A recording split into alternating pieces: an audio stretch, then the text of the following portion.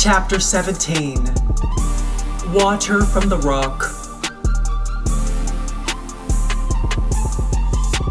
All the congregation of the children of Israel traveled from the wilderness of Sin, starting according to the Most High God's commandment, and encamped in Rephidim. But there was no water for the people to drink. Therefore the people quarreled with Moses and said, "Give us water to drink." Moses said to them, "Why do you quarrel with me, and why do you test the Most High?" The people were thirsty for water there, so the people murmured against Moses and said, "Why have you brought us up out of Egypt to kill us, our children and our livestock with thirst?" Moses cried to the Most High God and said, "What shall I do with these people? They are almost ready to stone me." The Most High God said to Moses, "Walk on before the people, and take the elders of Israel with you, and take the rod in your hand with which you struck the Nile, and go. Behold, I will stand before you there on the rock in Horeb, and you shall strike the rock, and water will come out of it, so that the people may drink." Moses did so in the sight of the elders of Israel. He called the name of the place Massah and Meribah, because the children of Israel quarreled, and because they tested the Most High God and said, "Is the Most High God among us or not?" The Amalekites defeated. Then Amalek came and fought with Israel in Rephidim. Moses said to Joshua, "Choose men for us and go out to fight with Amalek. Tomorrow I will stand on top of the hill with the Most High God's rod in my hand." So Joshua did just as Moses had told him, and he fought with Amalek. And Moses, Aaron, and Hur went up to the top of the hill. When Moses held up his hand, Israel prevailed. When he let down his hand, Amalek prevailed. But Moses' hands were heavy, so they took a stone and put it under him, and he sat down on it. Aaron and Hur held up his hands, the one on the one side and the other on the other side. His hands were steady until sunset. Joshua defeated Amalek and his people with the edge of the sword. The Most High God said to Moses, "Write this for a memorial in a book, and rehearse it in the ears of Joshua, so that I will utterly blot out the memory of Amalek from under the sky." Moses built an altar and called its name, "The Most High Our Banner." He said, "The Most High has sworn, the Most High God will have war with Amalek from generation to generation."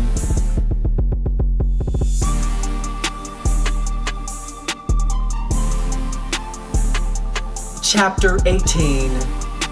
Jethro visits Moses.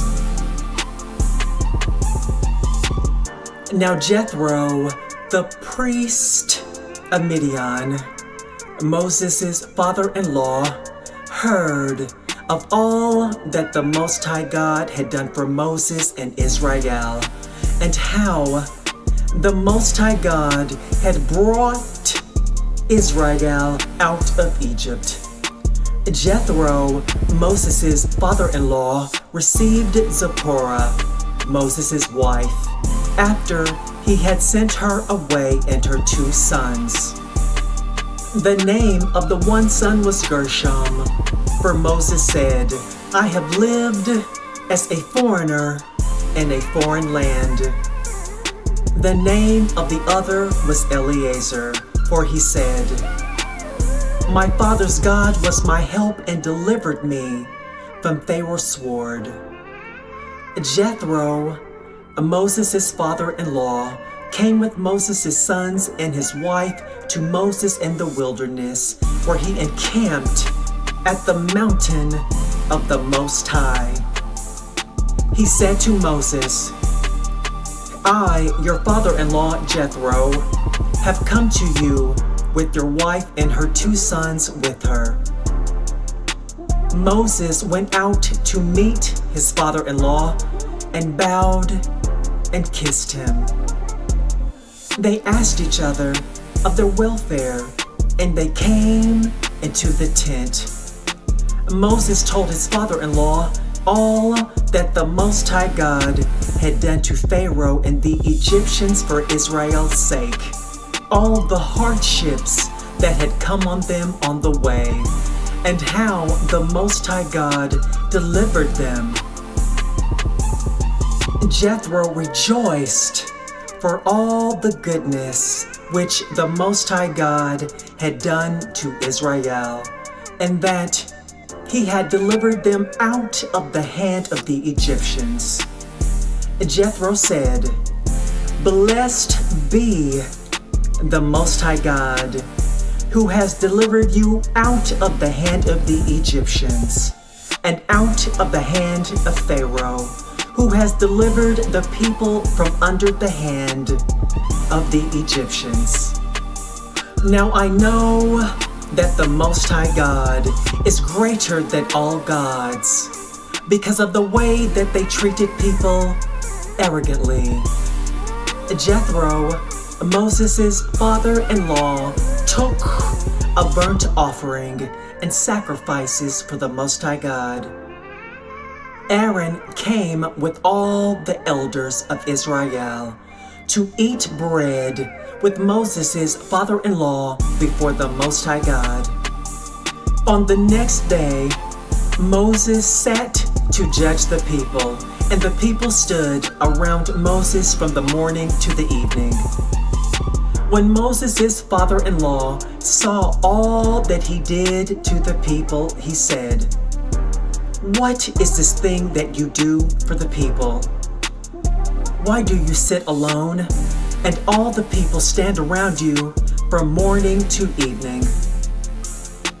Moses said to his father-in-law, "Because the people come to me to inquire of the Most High.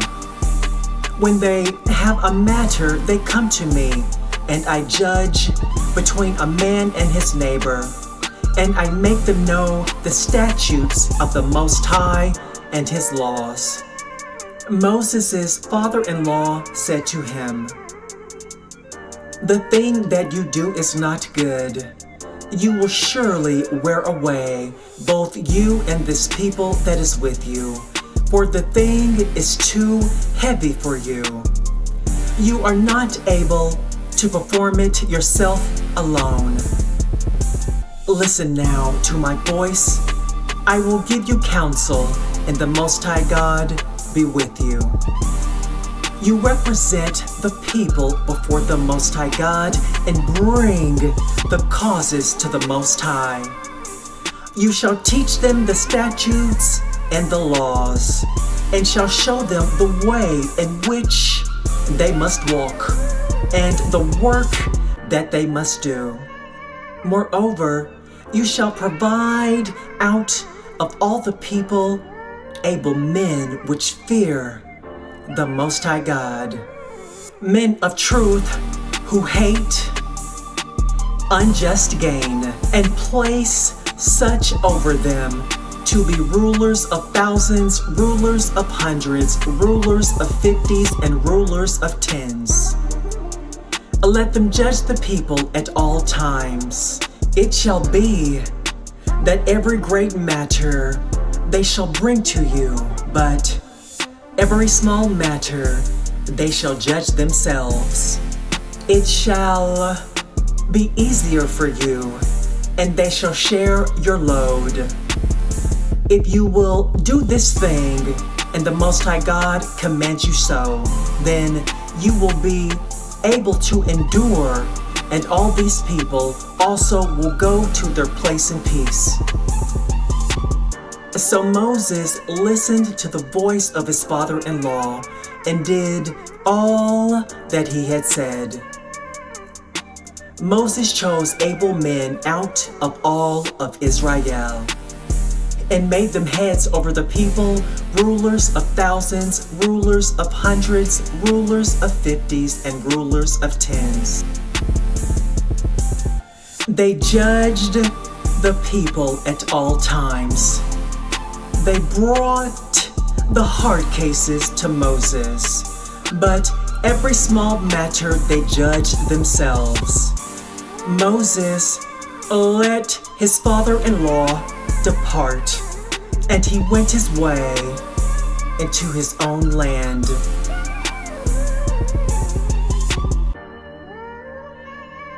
Chapter 19, Mount Sinai. In the 3rd month, after the children of Israel had gone out of the land of Egypt, on that same day, they came into the wilderness of Sinai.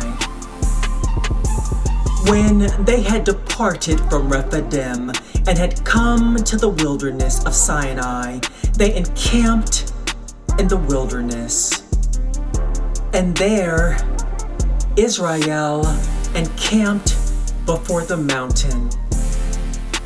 Moses went up to the Most High God, and the Most High called to him out of the mountain and said, "This is what you shall tell the house of Jacob and tell the children of Israel. You have seen what I did to the Egyptians, and how I bore you on eagle's wings, and brought you to myself.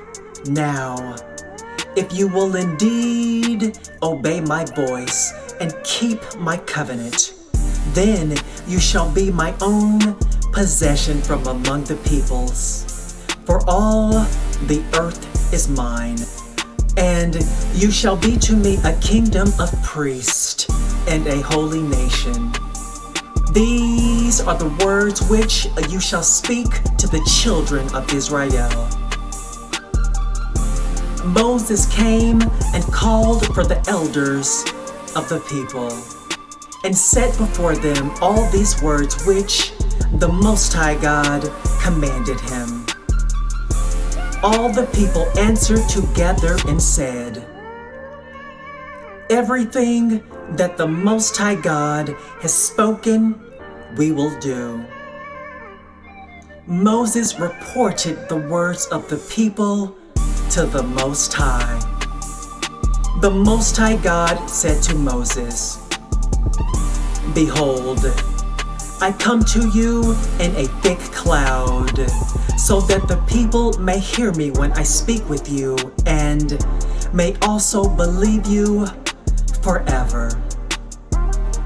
Moses told the words of the people to the Most High God. The Most High God said to Moses, "Go to the people and sanctify them today and tomorrow, and let them wash their garments and be ready for the 3rd day. For on the 3rd day, the Most High God will come down in the sight of all the people on Mount Sinai. You shall set bounds to the people all around and say, 'Be careful that you do not go up onto the mountain or touch its border. Whoever touches the mountain shall be surely put to death. No hand shall touch him, but he shall surely be stoned or shot. Whether it is an animal or man, he shall not live. When the trumpet sounds long, they shall come up to the mountain. Moses went down from the mountain to the people and sanctified the people, and they washed their clothes. He said to the people, "Be ready by the third day. Do not have sexual relations with a woman." On the third day, when it was morning, there were thunders and lightnings, and a thick cloud on the mountain, and the sound of an exceedingly loud trumpet. And all the people who were in the camp trembled. Moses led the people out of the camp to meet the Most High, and they stood at the lower part of the mountain. All of Mount Sinai smoked, because the Most High God descended on it in fire, and its smoke ascended like the smoke of a furnace, and the whole mountain quaked greatly. When the sound of the trumpet grew louder and louder, Moses spoke, and the Most High God answered him by a voice. The Most High came down on Mount Sinai to the top of the mountain. The Most High God called to Moses to the top of the mountain, and Moses went up. The Most High God said to Moses, "Go down, warn the people, lest they break through to the Most High to gaze, and many of them perish. Let the priest also who come near to the Most High God sanctify themselves, lest the Most High God break out on them." Moses said to the Most High God, "The people cannot come up to Mount Sinai, for you warned us and said, 'Set bounds around the mountain and sanctify it.'" The Most High God said to Moses, "Go down, you shall bring Aaron up with you, but do not let the priest and the people break through to come up to the Most High God, lest I break out against them." So Moses went down to the people and told them.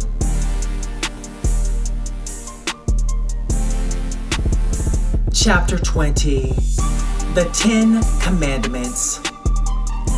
The Most High God spoke all these words and said, "I am the Most High your God, who brought you up out of Egypt, out of the house of bondage. You shall have no other gods before me. You shall not make for yourselves an idol, nor any image of anything that is in the heavens above, or that is in the earth beneath, or that is in the water under the earth. You shall not bow yourself down to them, nor serve them, for I, the Most High your God, am a jealous God, visiting the iniquity of the fathers on the children, on the third and on the fourth generation of those who hate me, and showing a loving kindness to thousands of those who love me and keep my commandments. You shall not misuse the name of the Most High your God, for the Most High will not hold him guiltless who misuses his name. Remember the Sabbath day to keep it holy. You shall labor 6 days and do all of your work. But the seventh day is a Sabbath to the Most High your God. You shall not do any work, you nor your son, your daughter, your male servant, your female servant, your livestock, nor the stranger that is within your gates. For in 6 days the Most High God made the heaven and earth, the sea, and all that is in them, and rested the seventh day. Therefore, the Most High blessed the Sabbath day and made it holy. Honor your father and your mother, so that your days may be long in the land which the Most High your God gives you. You shall not murder, you shall not commit adultery, you shall not steal, you shall not give false testimony against your neighbor, you shall not covet your neighbor's house, you shall not covet your neighbor's wife, nor his male servant, his female servant, his ox, his donkey, or anything that is your neighbor's.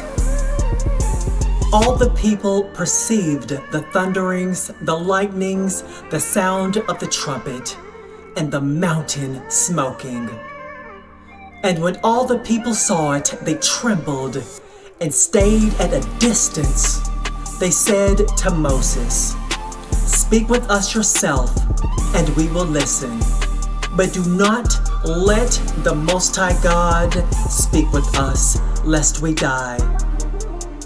Moses said to the people, "Do not be afraid, for the Most High God has come to test you, and that his fear may be before you, so that you will not sin." The people stayed at a distance, and Moses came near to the thick darkness where the Most High was. Idols and altars. The Most High God said to Moses, "This is what you shall tell the children of Israel. You yourselves have seen that I have talked with you from heaven. You shall most certainly not make gods of silver or gods of gold to be alongside me. You shall make an altar of earth for me, and shall sacrifice on it your burnt offerings and your peace offerings, your sheep and your cattle. And every place where I record my name, I will come to you and I will bless you.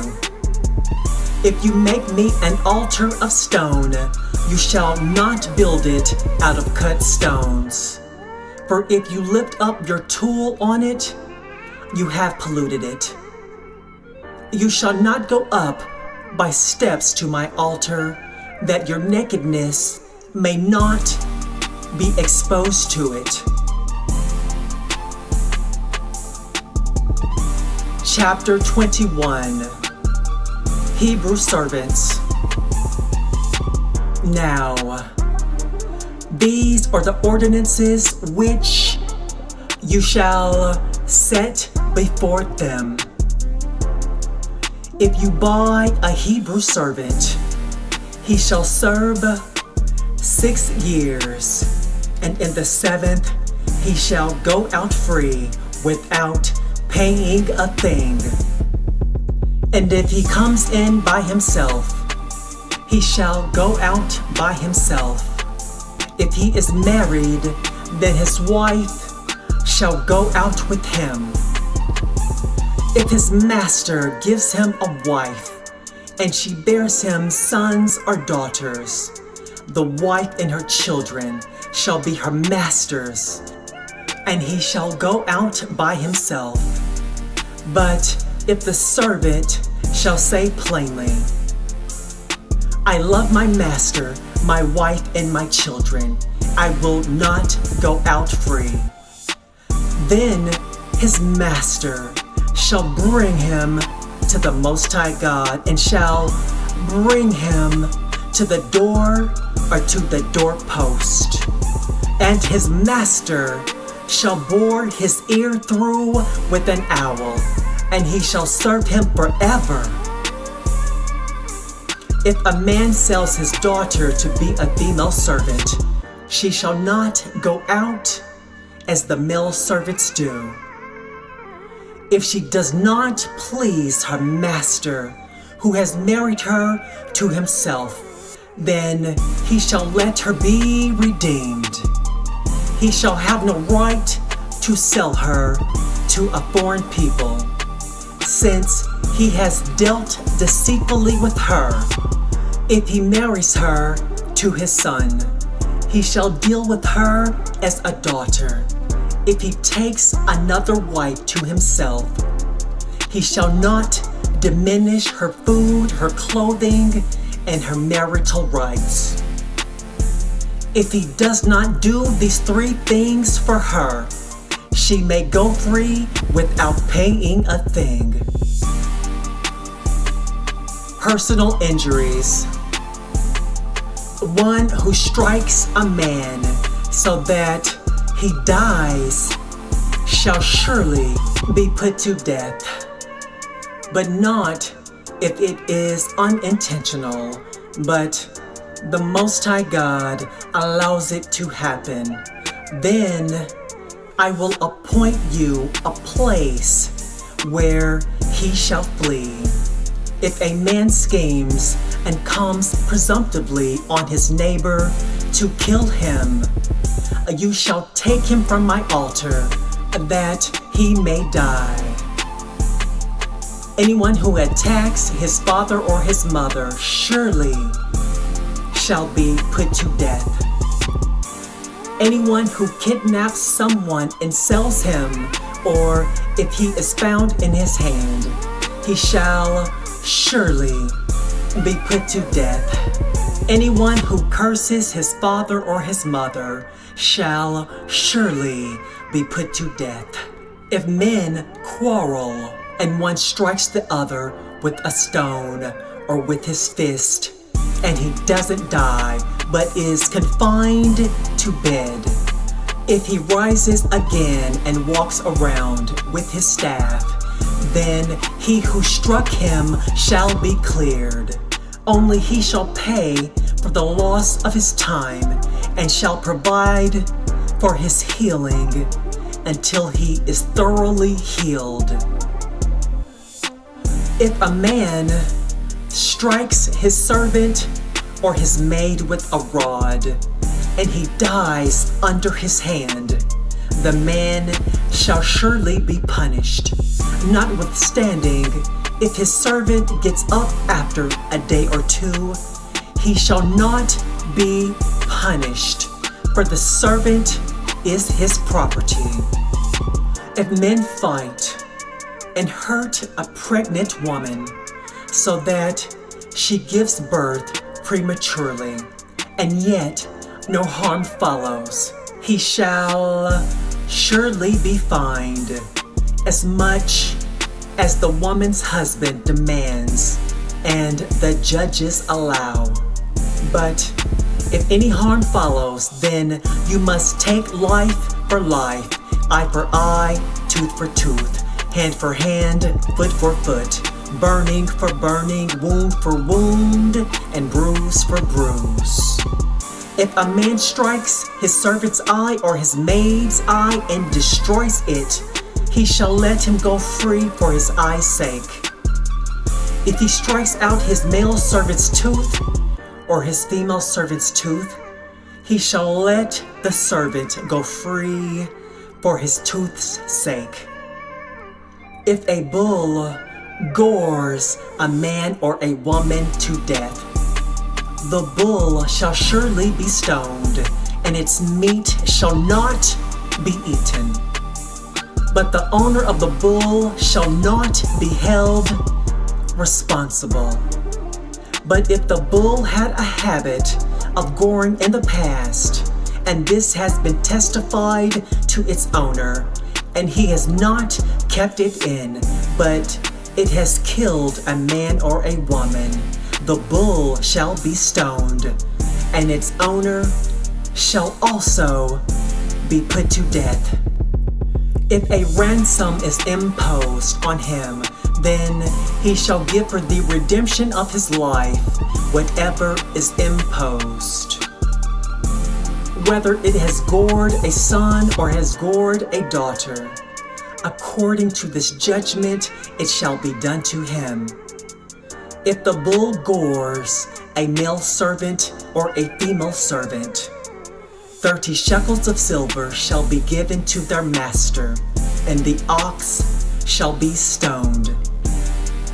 If a man opens a pit, or if a man digs a pit and doesn't cover it, and a bull or a donkey falls into it, the owner of the pit shall make it good. He shall give the money to its owner, and the dead animal shall be his. If one man's bull injures another's so that it dies, then they shall sell the live bull and divide its price. And they shall also divide the dead animal. Or if it is known that the bull was in the habit of goring in the past, and its owner has not kept it in, he shall surely pay bull for bull, and the dead animal shall be his own.